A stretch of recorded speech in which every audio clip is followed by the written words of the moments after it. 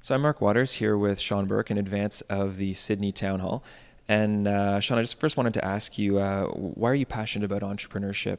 Why did you choose to become an entrepreneur? And do you think that entrepreneurs are really important to the local community?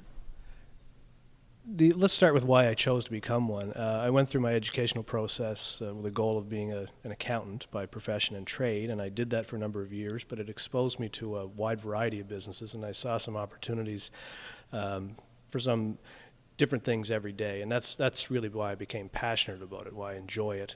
Every day is a new challenge, new conflicts to resolve, new problems to solve, and it's enjoyable that way. It's not the same thing when you get up every morning. Why I'm passionate about it in terms of our country and our area, I think it's the backbone of our whole economy. Our society is built around a certain type of economic model, and I think without the entrepreneurs it doesn't succeed. Absolutely, no, and that's very true. And then in terms of, you chose to become an entrepreneur. What have been some of then, I guess, the biggest challenges that you faced and the biggest sort of successes that you've had in overcoming them, like personally? Well, I think as an entrepreneur, your challenge is always to get things done as quickly as possible. When you see opportunity, you want to react and you want to jump right into it. And that's one of the biggest challenges I think small business faces, is to get through the hurdles to get things to happen quickly. And that's not meant as a criticism. It's a function of the way that we function as a government and society. But I think it's something that we always have to keep in the back of our mind, is we have to smooth the path, not to take shortcuts, but to make things a little more efficient. Absolutely. And one of the things that we've been noticing in sort of the tour moving across Nova Scotia and in Canada in general is potentially a lack of youth getting involved in entrepreneurship. And I was wondering if you have any thoughts on whether you see enough youth in the local area getting involved, and if not, what we might do to encourage them to jump on board. Well, yeah, I think there's a bit of an issue, particularly in this area. There seems to be more opportunities away, so I think it goes right back to how we build infrastructure for entrepreneurs and youth to take advantage of in the future, and I think that's the role government has to play.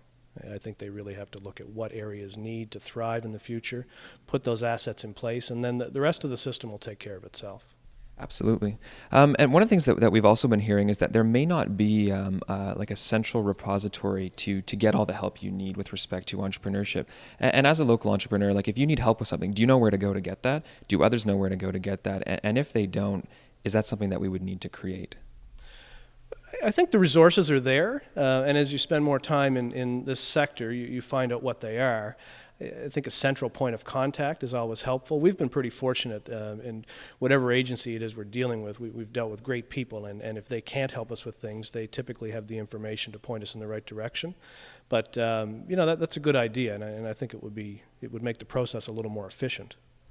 Oh, wonderful. Thanks. One of the things we're also sort of wondering about is we've got a lot of entrepreneurs who are logging online and are watching, getting interested, and they're excited about the possibility.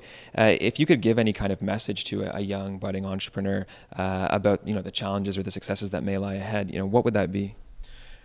Well, I think it's you have to take a long-term approach if you want to be an entrepreneur. It's not something that happens overnight. You have to work hard at it, but the payoff in the long run is worth it. It's an exciting and enjoyable career, but you really have to go into it with open eyes. There's a lot of hard work up front. There's risk that you have to accept, but you take your time, you plan it out properly, and typically you can assess that risk in a way that you're going to get the appropriate reward for it.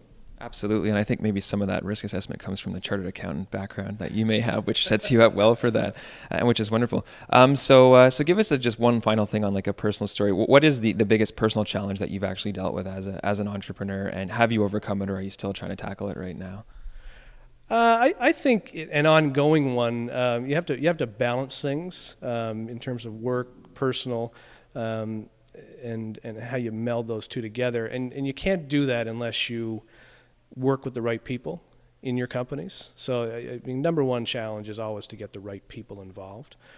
And if you can do that, that gives you the whole base for building a successful business. Absolutely wonderful. Well, thank you so much for taking the time to chat with us. Really appreciate that. And good luck in your entrepreneurial adventures. Excellent. Wonderful. Thanks.